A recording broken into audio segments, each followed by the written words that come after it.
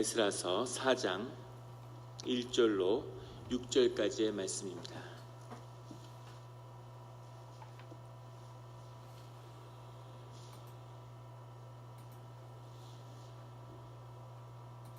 에스라서 4장 1절로 6절까지의 말씀을 다 같이 한 목소리로 봉독하시겠습니다.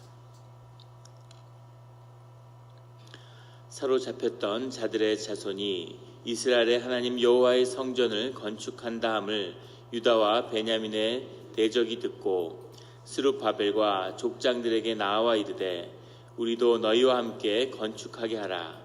우리도 너희같이 너희 하나님을 찾노라. 아스루 왕 에살핫돈이 우리를 이리로 오게 한 날부터 우리가 하나님께 제사를 드리노라 하니 스룹바벨과 예수아와 기타 이스라엘 족장들이 이르되 우리 하나님의 성전을 건축하는데 너희는 우리와 상관이 없느니라. 바사왕 고레스가 우리에게 명령하신 대로 우리가 이스라엘의 하나님의 여호와를 위하여 홀로 건축하리라 하였더니 이로부터 그 땅 백성이 유다 백성의 손을 약하게 하여 그 건축을 방해하되 바사왕 고레스의 시대부터 바사왕 다리오가 즉위할 때까지 관리들에게 뇌물을 주어 그 계획을 막았으며 또 아하수에로가 즉위할 때 그들이 그를 올려 유다와 예루살렘 주민을 고발하니라. 아멘. 다 같이 묵상 기도를 드리겠습니다.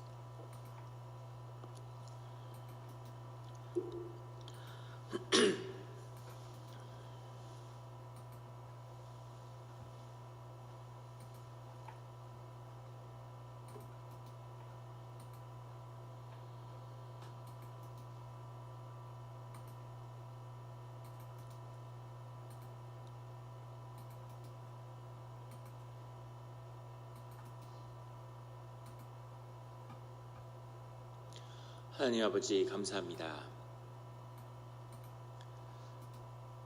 사순절의 때 주의 음성을 듣고자 저희가 새벽 제단에 앞에 모였습니다. 우리 마음의 기도와 우리 마음의 묵상이 주님께 연락되기를 원합니다. 감사드리며 예수 그리스도의 이름으로 기도드렸습니다. 아멘. 오늘 에스라서 4장 1절 말씀은 이렇게 시작하고 있습니다. 사로잡혔던 자들의 자손이 이스라엘의 하나님 여호와의 성전을 건축한 다음을 유다와 베냐민의 대적이 듣고, 사로잡혔던 자들의 자손은 이제 바벨론에 끌려갔던 그 유민들이, 그 노예로 끌려갔던 그 유수의 백성들이 돌아와서 예루살렘의 성전을 이제 짓고 건축하기 시작한 것을 말하는 거죠. 그런데 왜 유다와 베냐민이라고 지칭했을까? 유다와 베냐민이 유대의 민족 또 이스라엘의 민족을 총칭하는 표현으로 쓰이고 있는 겁니다. 돌아온 사람 중에 우리가 계수할 때 말씀을 나눴지만 온 사람의 절반가량이 유다와 베냐민의 족속에 속해 있다는 것을 알 수 있죠. 그래서 그들이 이 새로운 이스라엘의 중심이 되고 있는 그런 부족이 됐음을 볼 수 있습니다. 또 하나는 유다와 베냐민의 땅이 지금 예루살렘과 유다 땅의 거의 전부라는 거죠. 그래서 항상 그 땅이 주어진, 분기수로 주어진 땅과 그곳에 부름받은 주님의 백성은 함께 가는 것인데 그 두 개의 땅을 지칭한다고도 할 수 있습니다. 그래서 유다와 베냐민의 그 백성이라고 지칭되는 이 이스라엘의 백성이 이제 성전을 건축하려고 하고 있는데, 그때 대적들이 그것을 듣고, 대적이라고 하는 것은 차레이라고 하는 말인데 방해한다 이런 뜻이 들어있죠. 공격한다 이런 뜻이 들어있는데, 여기서 대적은 구체적으로는 사마리아의 백성을 지칭하는 겁니다. 직접적으로 여기서 다가오는 이런 대적의 세력은 사마리아지만 꼭 사마리아만이 아니라 내부에서 외부에서 항상 대적의 쓰임을 받는 그런 그 뒤에 있는 그 악한 영의 쓰임을 받는 그런 대적의 일들이 하나님의 일과 함께 나타나는 거죠. 여기서 대적의 쓰임을 받고 있는 것은 사마리아입니다.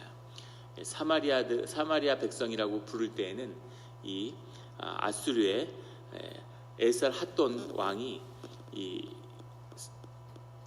예루살렘을 이스라엘 멸망시킨 다음에 이스라엘 백성들을 모두 끌어가고 그 다음에 온 소아시아에 있는 백성들을 다 끌어다가 특별히는 원래 바벨론에 살던 사람들을 끌어다가 이 수리아 지방 이남에 이렇게 모여서 살게 한 거죠. 그들이 온갖 민족이 한 10여 개 이상의 민족이 이렇게 섞이는 그런 일이 있고 또 일부 이스라엘의 사람들이 뒤에 돌아와서 노예로 있다가 또 거기에 섞이기도 하고 이 사람들이 사마리아 백성입니다. 혈통적으로나 어떤 문화적으로나 종교적으로나 전혀 이 유다의 백성과는 구별되는 그런 사람들인 거죠. 그런데 그 사마리아 사람들이 그 소식을 듣고 2절에 스룹바벨과 족장들에게 나와 이르되 우리도 너희와 함께 건축하게 하라. 성전을 함께 건축하겠다는 거죠. 그걸 돕겠다는 겁니다. 우리도 너희같이 너희 하나님을 찾노라. 우리도 하나님을 찾기를 원한다. 아수르 왕 에살 핫돈이 우리를 이리로 오게 한 날부터 우리가 하나님께 제사를 드리노라 하니, 신기한 것은 그들이 와서 같이 성전을 짓고 너희 하나님을 우리가 경배하기를 원했을 뿐 아니라 우리가 여호와 하나님께 제사를 드려왔다 이렇게 얘기하고 있는 겁니다. 그런데 그들과 함께 할 수는 없는 거죠. 이것이 아주 중요한 신앙의 도전입니다. 왜 페르시아에 온갖 아라비아에 있는 사람들 중에서 바벨론에서 같이 노예를 하던 사람들, 심지어 그 노예 생활을 하던 가정 가운데 노예로 함께 하던 사람들을 모두 데려다가 느디아 사람, 광야의 사람, 모든 사람들이 데려다가 예루살렘에 와서 하나님을 섬기는 그런 민족으로 거듭났는데 왜 사마리아 사람은 품지 않느냐? 왜 사마리아 사람들은 성전을 같이 건축하고 같이 하겠다는데 그들을 받아들이지 않는가 하는 거죠. 그것이 주님의 중요한 영적 분별의 문제입니다. 이것에 대해서 주님이 분명히 대답하시는 거죠. 그렇게 해서는 안 된다고 그 공동체 가운데 말씀하고 계시는 겁니다. 우리가 인간의 눈으로 보면, 우리가 인간의 이성으로 판단하면 이렇게 함께 하지 않을 이유가 뭐가 있어? 더 크게 품고 이 사마리아도 품고 사마리아에게 복음을 전하고 같은 주님의 백성이 되어야 되는 건데 품고 같이 해야지라고 하는데 그것은 아니고 구별될 때는 분명히 구별되고 성별될 때는 분명히 성별해야 된다는 뜻이 들어있죠. 이 사마리아가 주님과 이 여호와의 숭배에 비슷한 제사를 드리지만 사실은 예루살렘의 제사를 가장 위협하는 것이 사마리아의 제사죠. 예루살렘의 성전과 제사를 가장 위협하는 것이 사마리아의 제사인 겁니다. 선교사님들이 선교를 하는데 가장 선교가 쉬운 것이 어딜까요? 그 이슬람 지역이라고 그래요. 이란 같은데, 이란이나 아프가니스탄처럼 이슬람 원리주의가 지배하는 곳이 가장 예수님을 영접하고 기독교 복음이 증거되는데 가장 효과적이고 빠른 곳이 이슬람 지역이라고 합니다. 왜냐하면 그들은 기독교를 탄압하고 그들은 기독교를 배척하기 때문에 복음의 진실을 마주하게 되면 하나님을 영접하는 일이 일어나는 거죠. 제일 어려운 곳이 어디냐면은 인도 같은 곳이라고 그래요. 인도는 가서 집회를 하면 한 2만 명 모인답니다. 그리고 예수님의 포스터를 이렇게 나눠주거나 그림이나 성상 이런 걸 나눠주면 서로 가지려고 막 줄을 서서 난리가 난대요. 한 선교사님의 그런 간증을 들은 적이 있어요. 그래서 처음에는 와, 이건 진짜 부흥이구나, 하나님의 영이 임했구나, 너무너무 기쁘고, 세례를 베풀면 줄을 서가지고 하루 종일 세례를 줘도 세례가 끝이 나지 않는다는 거죠. 근데 나중에 나누어진 포스터를 가져가 보니까 그들이 힌두교의 수많은 신전 중에 예수님도 신의 하나로 받아들이고 있는 거죠. 그래서 뱀하고 소의 그림 사이에 예수님 그림을 같이 붙여놨더래요. 그리고 세례를 맨날 할 때마다 또 받고 또 받고 또 받고, 그래서 기도받는 게 좋은 거죠. 그래서 계속 세례를 왜 안 주냐고 그런 걸 보면서 크게 낙심했던 그런 이야기를 들은 적이 있습니다. 사마리아가 이와 같은 거죠. 여호와를 믿는다고 하지만, 여호와를 숭배한다고 하지만 그것이 수많은 우상 숭배 중에 하나일 뿐인 겁니다. 그런데 이들이 자기들끼리 열심히 우상 숭배를 하고 살아가면 되지 왜 와서 굳이 예루살렘의 성전의 건축을 방해하며 그들과 함께 섞여들겠다고 이야기하는 것인가 하는 겁니다. 이것이 영적 공격이고 악한 영의 역사인 거죠. 이것을 잘 분별하고 잘 끊어야 되는 겁니다. 이것이 주님의 우리에게 원하시는 주님의 성별된 제사와 교회의 의미인 거죠. 사실은 오늘날도 마찬가지입니다. 우리가 왜 사마리아 사람들은 오직 하나님만 섬기지 않을까? 그런데 우리도 마음 가운데 돈과 하나님을 겸하여 섬길 수 있다고 착각하고 있는 거죠.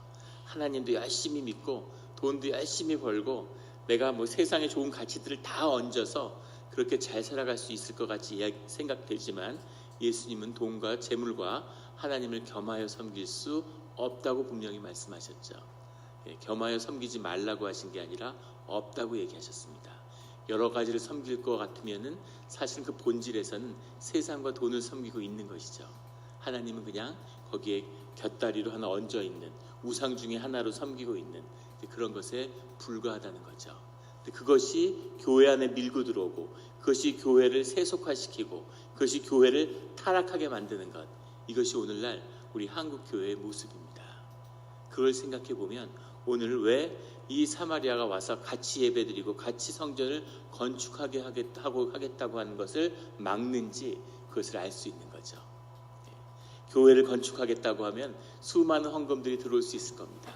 그런데 교회를 건축한 뜻이라고 해서 다 받는 것이 아니죠. 하나님께 드리고 하나님에게 연락된 것으로 하나님의 이름으로 하나님의 교회가 세워져야지, 그냥 좋은 뜻으로 함께 모였다고 해서 다 하나님의 사람도 아니고 하나님의 재물도 아니고 하나님의 교회도 아니라는 것을 분명히 성경은 증거하고 있습니다. 오직 하나님께 붙들림 받은 주님의 백성으로 살아가는 우리 영락교회가 되기를 예수 그리스도의 이름으로 축원합니다. 3절에 수룹바벨과 예수아와 기타 이스라엘 족장들이 이르되 우리 하나님의 성전을 건축하는데 너희는 우리와 상관이 없느니라. 바사왕 고레스가 우리에게 명령하신 대로 우리가 이스라엘 하나님의 여호와를 위하여 홀로 건축하리라 하였더니, 사실은 상관이 정말 없는 거죠. 혼합적 종교에도 아무 섞일 이유가 없고 사실 정치적으로도 고레스 왕이 주변과 함께 지으라는 얘기를 한 적이 없죠. 주변에서 이 필요한 모든 것을 조달하는데 협력해라라고 얘기했지 같이 지으라고 한 것이 아닙니다. 그래서 이스라엘의 성전을, 예루살렘의 성전을 회복시키라고 하는 그런 고레스의 명령과도 상관이 없는 거죠. 그리고 사마리아는 혈통적으로도 사실 이스라엘 민족하고는 상관이 없는 겁니다. 그래서 우리가 이스라엘 하나님의 여호와를 위해서 홀로 건축하겠다고 선포하는 거죠. 영적으로 깨어있고 예배를 통해서 깨어있고 고난 가운데 깨어났기 때문에 이 요구를 깨끗하게 거절할 수 있는 겁니다. 이런 분별이 있어야 되는 거죠. 교회에서 사역을 하고 교회에서 목회를 하고 우리가 신앙생활 하다 보면 늘 선과 악의 문제가 충돌하고 모든 것이 선택이고 분별의 문제라는 것을 느낄 수 있으셨을 겁니다. 늘 그런 도전이 오고 늘 시험이 와요. 근데 우리가 깨어있을 때, 하나님께 붙어있을 때는 너무나 명확한 거죠. 너무나 명확한 겁니다. 전날 밤에는 계속 고민을 하는 거죠. 이게 좋을까 저게 좋을까, 이것도 괜찮은 것 같은데 저것도 괜찮은 것 같은데. 다음날 새벽에 기도를 하면 신기할 정도로 어젯밤에 왜 그런 말도 안 되는 걸 갖고 고민하고 걱정했을까 하는, 새벽엔 너무너무 이게 선명하고 선택이 분명한 거예요. 그렇게 깨어 있어야 분별할 수 있는 거죠. 이 유다에 돌아온 남은 자들의 이 지도자들이, 남은 자들이 영적으로 깨어있기 때문에 이 사마리아에 뭐가 문제입니까? 지금 돈이 없고 어렵고 성전 건축이 어려움을 겪는데 같이 여호와를 섬기겠다고 하는데, 성전을 같이 세우는데 도와주겠다는데, 그들이 여호와를 하나님으로 받아들이겠다고 하는데 명분도 좋고 뭐 다 좋은 거죠. 실제적으로 도움도 되고. 그런데 이것이 아니라는 것을 분명히 알고 깨끗이 끄는 것이죠. 이것에 의해서 예루살렘 성전이 더럽혀지고 이것에 의해서 예루살렘 성전이 무너졌다는 것을 뼈저리게 알고 노예 생활을 했기 때문에, 그래서 다시는 이런 유혹에 물들면 안 된다고 하는 것을 그렇게 절절히 깨닫고 있는 겁니다. 수많은 삶의 고난과 어려움 가운데 주님에게 다시 회복되는 그 예배 자리에서 다시는 세상과 교회를 썩는 일이 없는 그런 성별된 성결한 그런 신앙의 길을 가는 우리 성도님들이 되시기를 예수 그리스도의 이름으로 축원합니다. 4절에 이로부터 그 땅 백성이 유다 백성의 손을 약하게 하여 그 건축을 방해하되, 그 일이 있으니까 그 땅의 백성이, 사마리아 백성들이 유다 백성의 손을 약하게 한다. 손을 약하게 한다는 뜻은 메라핌이라는 말인데 라파라는 동사에서 왔어요. 사람을 무기력하게 하는 겁니다. 이것이 악한 대적의 무리가 늘 하는 일이에요. 이 대적의 무리가 섞여들고 대적의 무리의 공격을 받으면 그 영적인 힘을 꺾고 영적인 힘을 잃어버리게 하려는 거죠.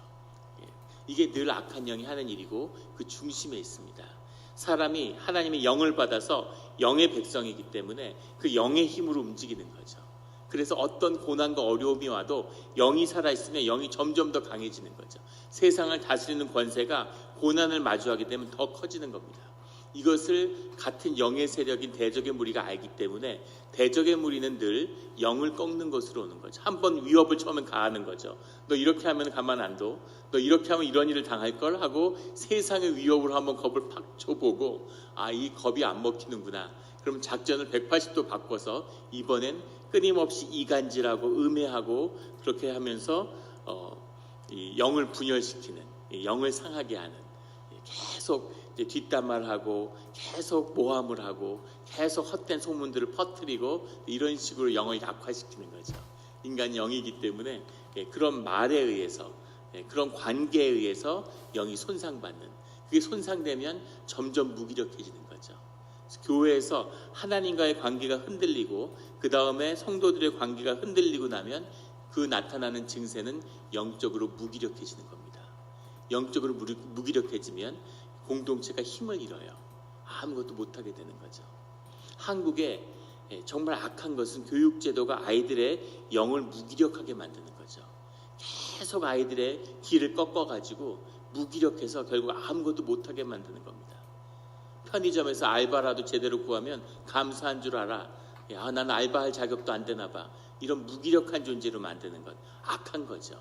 그 생명이 있고 그 권세가 있기 때문에 삶에 도전하고 무슨 일인지 도전하면 이뤄낼 수 있는 힘이 있는데 그 힘을 꺾어버리는 것, 이것이 대적의 무리가 하는 짓이죠. 그런데 이 사마리아인들이 대적에 쓰임받았다는 것은 자기들은 자기네들끼리 잘 혼합하고 우상 숭배하고 잘 살면 되지, 왜 그렇게 예루살렘을 못 잡아먹어서 날리고, 이때부터 시작해서 집요하게 예루살렘을 수백 년간 괴롭히는 일들을 시작하는 거죠. 이것이 사람의 일이겠습니까? 이것이 대적의 역할이고 영의 역할입니다. 항상 그래요. 선한 것이 일어나면 악한 것이 일어나고, 물론 악한 것이 일어나도 선한 것이 일어나죠. 중요한 것은 누가 이니셔티브를 지었느냐 하는 겁니다. 교회도 마찬가지죠. 늘 마귀가 교회 안에 있고 성전의 꼭대기에 앉아서 예수님을 시험하던 것이 마귀였다는 것을 우리는 기억해야 됩니다. 예수 그리스도의 십자가의 능력과 오직 보혈만이 예수님이 그리스도의 영이 주인이 되는 교회를 세울 수 있는 거죠. 그것이 분명해지고 주님에 대한 예배가 분명해지면, 그러면 처음에는 교회 안에서 음해와 공격이 옵니다. 자연스럽고 당연한 거예요. 놀랄 것도 아니고 무슨 두려워할 것도 아니라 아주 자연스러운 일입니다. 그것을 극복하면 교회 밖에서 공격이 오는 거죠. 아직 안타까운 것은 영락교회가 지역과 동네로부터 아무 공격도 받지 않아요. 왜 공격을 안 할까요? 아무런 몬트레이 지역에 위협이 되지 않기 때문입니다. 정말 복음이 증거되고 정말 영이 살아나고 정말 참다운 예배가 드려져서 이 지역사회를 흔들고 이 지역에 묶인 영을 깨려고 나오면, 그러면 정말 영적인 전쟁이 시작되는 거죠. 가진 위협과 어려움들이 있을 거예요. 갑자기 수도가 끊겨지고 갑자기 전기가 나가고, 행정에 오류가 있어서 전기가 나갔는데 한번 알아보겠다.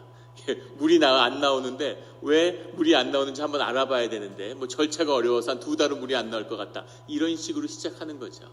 그런 일들을 이길 수 있는 게 바로 기도고, 그 영이 깨어있고 한마음이 돼서 기도하는 그 영적 공동체의 권세에 달려있다는 겁니다. 그것을 지키기 위해서 새벽 제단이 쌓아져야 되는 거예요. 그것이 지켜지기 위해서 한마음이 돼서 새벽마다 기도해서 영이 하나가 돼야 되는 겁니다. 그게 하나가 되지 않으면, 이것이 하나가 되지 않는데 사람들이 많이 모여들고, 이게 하나가 되지 않는데 사람들이 막 친교가 잘 되고 교회가 성장하면, 그때는 대재앙을 예비하고 있는 거죠. 큰 싸움, 큰 분쟁, 큰 웃음거리가 되는 그런 아주 오역의 역사를 준비하고 있는 것, 이것입니다. 그래서 다지고 또 다지고 또 다져야 되는 거죠. 이것이 교회 부흥의 역사예요.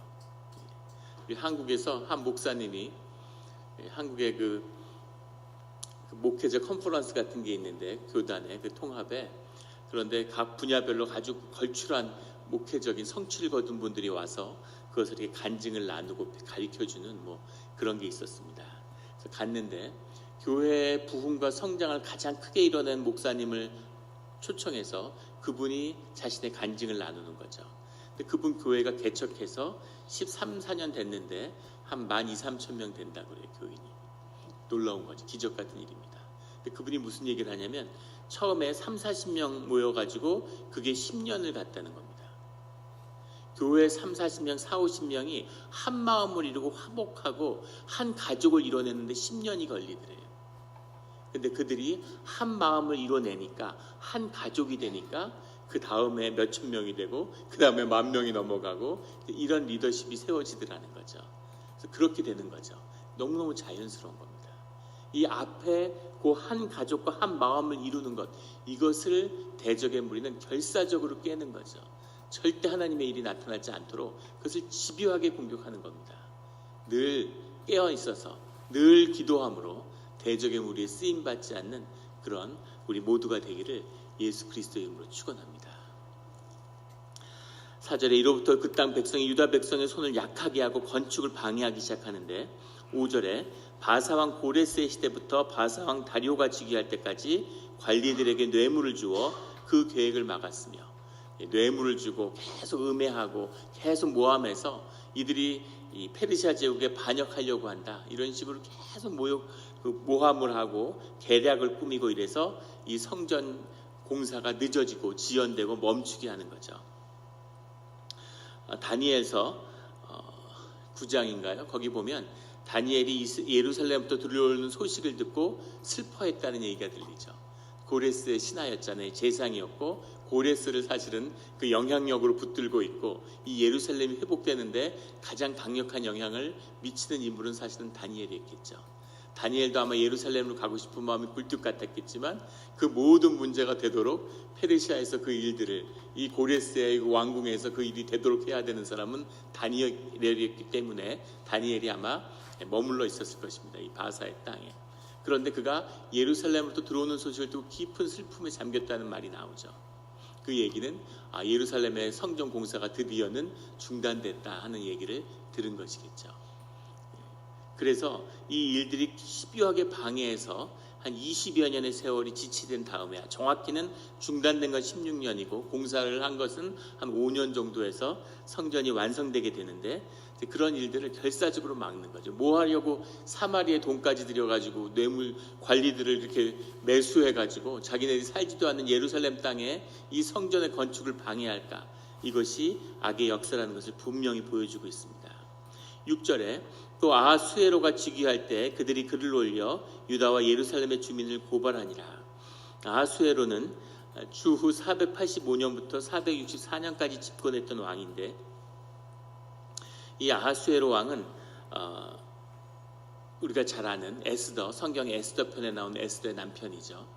그런데 사실 516년에 성전은 완공됐기 때문에 아하수에로 치하에 있을 때 유대인을 절멸시키려고 했던 그 일들은 사실은 이 성전을 방해하는 일은 아니었을 겁니다. 그런데 성전을 방해하려고 했을 뿐만 아니라 성전이 완성된 데에도 주님의 백성들을 어떻게든 괴롭히고 멸절시키려고 하는 일들이 끊임없이 획책되고 시도되었다는 겁니다. 그래서 그런 일들은 늘 있는 거죠. 이들이 나쁘고 이들을 바라보는 것이 아니라 그것으로부터 우리를 지켜주고 우리의 영적으로 보호받을 수 있는 길은 대적을 바라보고 대적과 싸우면 지는 겁니다. 적과 싸우면 지는 거예요. 교회에서 큰 소리가 나고 교회에서 싸움이 나면 어떤 이유에서건 진 겁니다. 영적으로는 화목이 깨지고 대적의 무리에 무릎을 꿇은 거죠. 그래서 그것이 지켜지는 유일한 길은 항상 예배를 드리고 주님께 더 다가가는 데 있는 거죠. 주님의 말씀을 묵상해야지 악을 묵상하면 안 돼요. 영적 전쟁을 한다면서 귀신 쫓는다고 쫓아다니고 이런 것을 한번 잘 보십시오. 끝이 좋은 게 없습니다. 그 이유는 결코 하나님의 일은 대적과의 싸움에서 이루어지는 것이 아니라 하나님이 이루시는 것이기 때문인 거죠. 하나님께 기도하고 하나님께 의지할 때 하나님들이 이 모든 일들을 다루시는 거예요. 늘 우리는 하나님과 빛을 묵상해야지 어둠과 대적하거나 어둠을 바라봐서는 안 되는 거죠. 그것을 우리 안에서 끊는 것, 내 마음속에 있는 악의 유혹을 끊어버리는 것, 내가 영적으로 깨어서 기도하는 것, 이것이 주님께 쓰임받으며 보호받으며 함께하는 유일한 길이라는 것을 성경은 분명히 증거하고 있습니다. 늘 깨어서 기도하는 살아있는 우리 영락 공동체가 되기를 예수 그리스도의 이름으로 축원합니다. 같이 기도드리겠습니다.